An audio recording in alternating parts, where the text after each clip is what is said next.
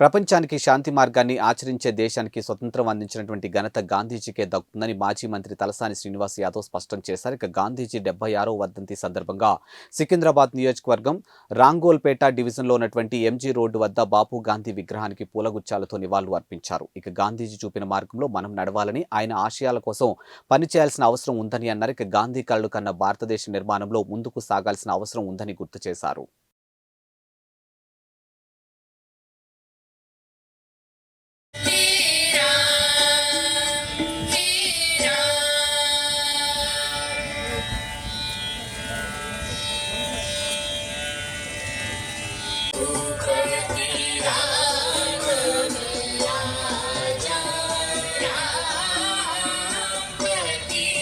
పూరా లోకల్ మీకోసం మా ఛానల్ మీ జిల్లాకు, మీ మండలానికి, మీ గ్రామానికి, మీ ప్రాంతానికి, మీ వీధికి, మీ ఇంటికి, మీ వద్దకి, ఎక్కడికైనా ఎప్పుడైనా మా పూరా లోకల్ ఛానల్ వస్తుంది.